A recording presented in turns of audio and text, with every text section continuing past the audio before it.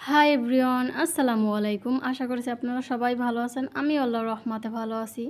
প্রচণ্ড গরমের তাপে যে রান্নাঘরে তো ঢোকারই কোনো অবস্থা নেই, তাই সহজ এবং ঝটপট করে তৈরি করে নেওয়া যায় এমন দুইটা রেসিপি নিয়ে আজকে হাজির হলাম। শরীরের জন্য উপকারী এই রান্না দুটো খেতেও কিন্তু ভীষণ মজা হয় এই গরমের সিজনে।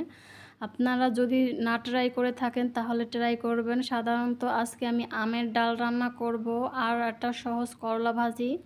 আমি যেভাবে সহজভাবে রান্নাটা করি করলাটা সেভাবেই আপনাদের মাঝে শেয়ার করব। আশা করছি আপনাদের কাছে ভালো লাগবে। প্রথমে আমি কিছু মসুরি ডাল ধুয়ে আগে থেকেই পানি গরম করে রেখেছিলাম, সেটার ভিতর ডালগুলো দিয়ে পরিমাণ মতো লবণ দিয়ে তারপরে ডালটাকে আমি ফুটিয়ে নেব। দেখতেই পাচ্ছেন ডালটা আমার ফুটে গেছে। এখন একটা ডাল ঘুটনির সাহায্যে আমি ডালটাকে ভেঙে দেব। আপনারা চাইলে মসুর ডালের পরিবর্তে মুগ ডালও নিতে পারেন এই রান্নাটার জন্য। এখন দিয়ে দিলাম চেরা কাঁচামরিচ, আম দিয়ে দিলাম, কাঁচা আম কেটে রাখা আর হলুদের গুঁড়ো পরিমাণ মতো দিয়ে ভালো করে নাড়াচাড়া করে মিশিয়ে নিলাম। এখন কিছুক্ষণ আমি রান্নাটা করব ডালটা। এখন এই ফাঁকে আমি দিয়ে দিলাম পেঁয়াজ কুচি। খুব ভালো করে মিশিয়ে নেওয়া হয়ে গেছে। এখন কিছুক্ষণ ফুটিয়ে নেব ডালটাকে আমি। এই ডালটা যত ফুটানো হবে খেতে কিন্তু ততটাই মজার হয় এই ডালগুলো, আম ডাল।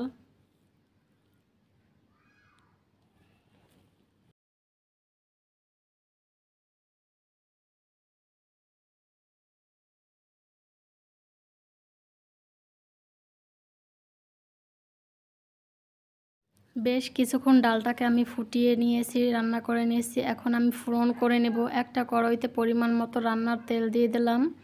এখন আমি ফোড়ন করে দেব শুকনো মরিচ আর কালো সরিষা দিয়ে জাস্ট কিছুক্ষণ ফোড়ন করে নেব। দেখতেই পাচ্ছেন এই ডালটায় সাধারণত সরিষা ফোড়ন দিতে হবে যেহেতু আম ডাল রান্না করছি। এখানে দিয়ে দিলাম পেঁয়াজ আর রসুন কুচি একসাথেই দিয়ে এখন আমি সুন্দরভাবে ফ্রাই করে নেব। দেখতে পাচ্ছেন পেঁয়াজ রসুন ভাজা হয়ে গেছে। এখন ডালটা আমি ঢেলে দেব কড়াইয়ের ভিতর দিয়ে ভালো করে নাড়াচাড়া করে দেব। ভালো করে নাড়াচাড়া করে দেওয়া হয়ে গেছে। এখন কিছুক্ষণ ফুটিয়ে নেব ডালটাকে আরও।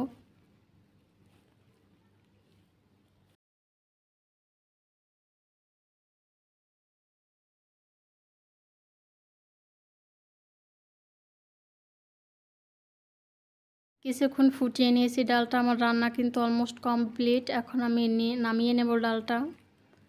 ঘনত্বটা আপনারা আপনাদের পছন্দ মতন করে নেবেন।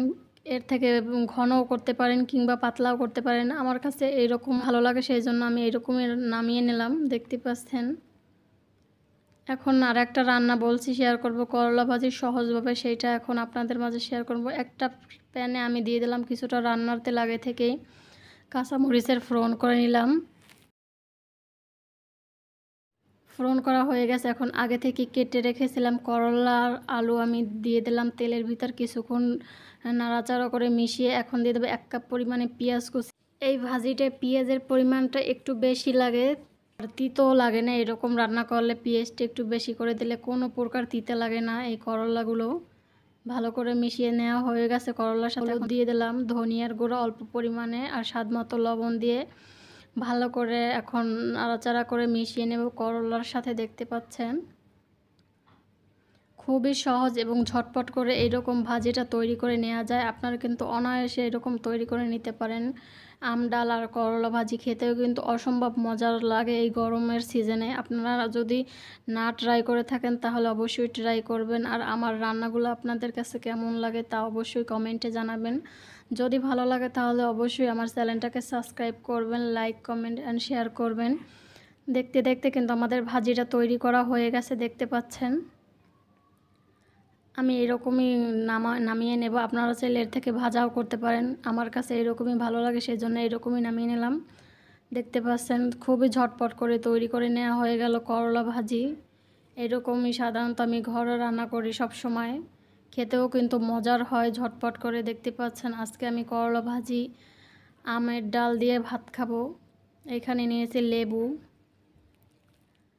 লেবু দিয়ে আম ডাল দিয়ে খেতে কিন্তু ভীষণ মজার হয়। আপনারা অবশ্যই একবার খাবেন এবং আমাকে কমেন্টে জানাবেন যে আজকের রেসিপিটা আপনাদের কাছে কেমন লেগেছে।